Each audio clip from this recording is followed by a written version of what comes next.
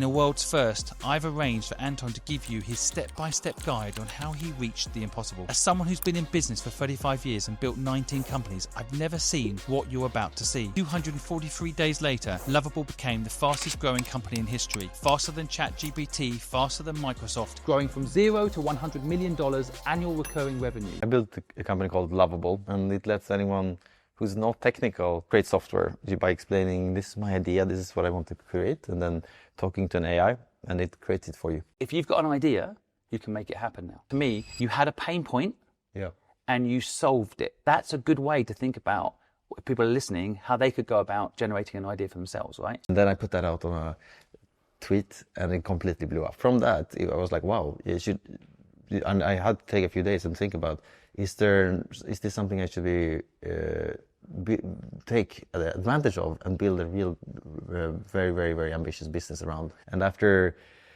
sleeping on it, I woke up and I was like, yes, this is the way that I unblocked 99% of the world who don't know how to write code. How we did it was, we did like a waitlisted launch so that we could get some very passionate early users and work with them to help understand where did they get most value of the early versions of our product before we went out in the mainstream. And then from that, you created a waiting list. But to get a waiting list, again, there's marketing. What did you do to get the waiting list going? We launched the first version of the tool for non-technical people, which we're Lovable. You just open lovable.dev and you write in what you want to create. We got a lot of people that wanted to use it, but we thought we have to keep working on this product.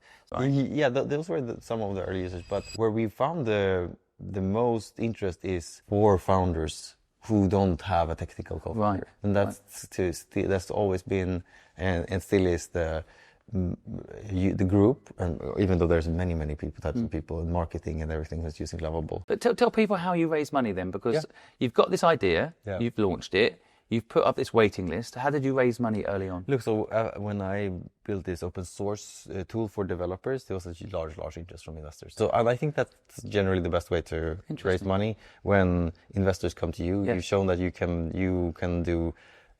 get attention for what you're building, and you can show that you can build a product, you can build something that's creating a lot of value.